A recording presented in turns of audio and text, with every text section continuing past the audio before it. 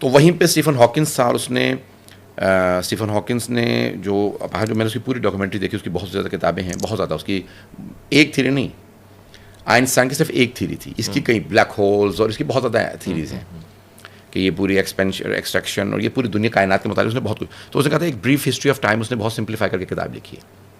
Einstein کی بھی صرف ایک تھیوری تھی، اور آئنسٹائن کی تھیوری تھی تھیوری آف ریلیٹیوٹی، کہ E=mc². یہ اس کی پوری تھیوری کا نچوڑ ہے، یعنی اس کا فارمولا اس نے دیا ہے کہ اگر انسان اسپیڈ آف لائٹ سے ٹریول کرے تو انسان خلا کے اور پھر ٹریول تھرو ٹائم، اور یہ بڑی اس کی لمبی چوڑی بحثیں ہیں.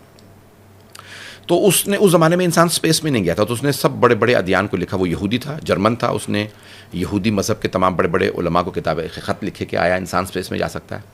عیسائیوں کو لکھا، پھر اس نے جامعۃ الازہر میں مسلمانوں کو لکھا، ہندوؤں کو لکھا، ہندو مذہب کے باقاعدہ بڑے بڑے سادھوؤں کو، سنت کو لکھا، آچاریہ کو لکھا. کسی سے جواب نہیں ملا.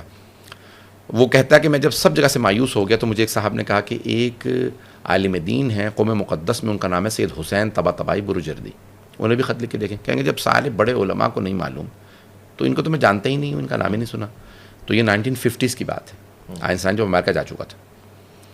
تو کہا کہ نہیں، خط لکھ کے دیکھیں.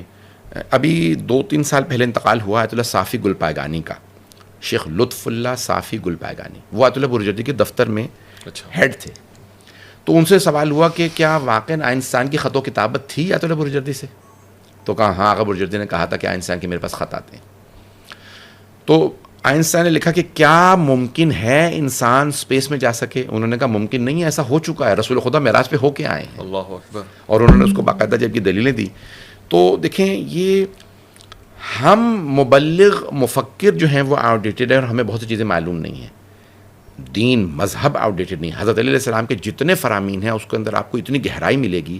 آپ نے پانی سے متعلق، آپ نے خلقت سے متعلق، آپ نے روح سے متعلق، شیطان کی خلقت سے متعلق، آپ نے حضرت آدم کی خلقت سے متعلق وہ باتیں بتائی ہیں کہ قرآن کی تفسیر کے اندر، کہ دنیا میں حضرت علیہ السلام کے علاوہ، یعنی رسول خدا مدینۃ العلم ہے تو باب مدینۃ العلم حضرت علیہ السلام ہے. ان کے علاوہ کوئی نہیں بتا سکتا، اور آج تک کوئی دوبارہ پیدا ہی نہیں ہوا. ہوگا بھی تو انہیں کا کوئی نہ کوئی امام ہی ہوگا اسی مکتب سے، یعنی امام صادق ہی ہوں گے یا کوئی ایسی امام مہدی ہی ہوں گے. تو آج یہ سب چیزیں دوبارہ ڈسکس کرنے کی ضرورت ہے. خلقت سے متعلق ایسی ایسی باتیں ہیں کہ میں سمجھتا ہوں کہ سوائے اہل بیت علیہ السلام، محمد و آل محمد علیہ السلام کے کوئی جواب نہیں دے سکتا.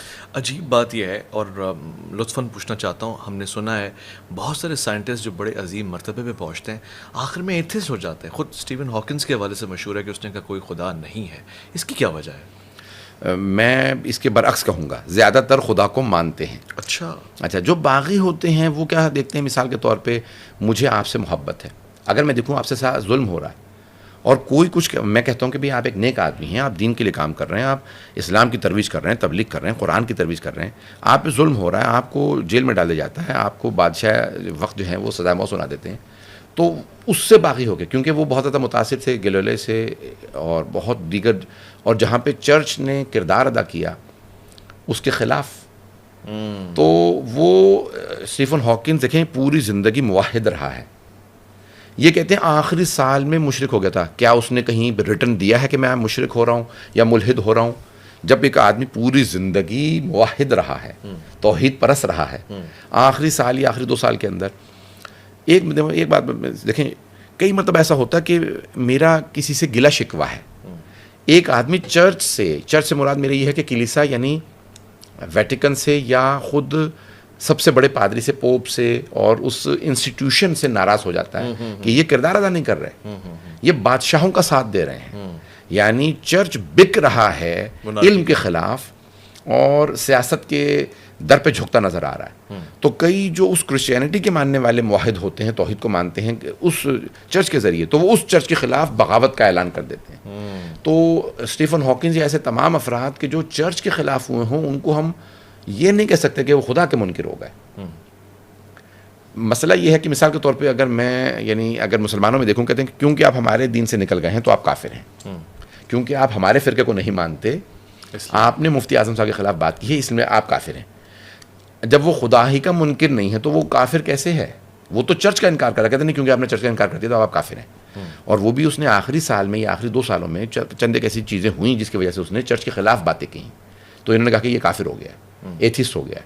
اس نے پوری زندگی, میں بتاؤں, میں نے اس کی کتاب خود پڑھی جہاں پہ وہ کہتا ہے بریف ہسٹری آف ٹائم کے اندر کہ جب تمام افراد یہ کہتے ہیں نا کہ سائنسدان بہت سے کہتے ہیں کہ بھی everything begin from nothing, لا شے سے تمام اشیاء بنائی ہیں. دیکھیں مثال کے طور پہ میرے سامنے لکڑی ہوگی, میرے سامنے کیلیں ہوں گی, ہتھوڑی ہوگی, میں جوڑوں گا اور ایک مرتبہ وہاں سے میز بنا دوں گا.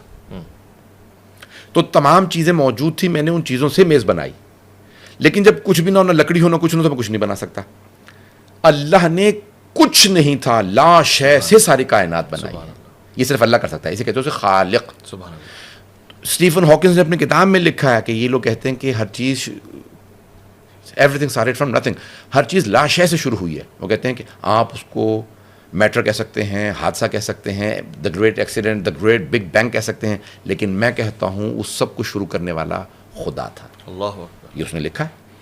تو اب یہ کہنا کہ سب یہ ایسا نہیں ہے, یہ سب زیادہ تر جو ہے موحد گزرے ہیں. آئنسٹائن سب سے بڑا سائنس گزرا ہے, نیوٹن گزرا ہے, یہ جتنے بھی بڑے بڑے سائنٹسٹ گزرے ہیں ان میں سے زیادہ تر موحد گزرے ہیں.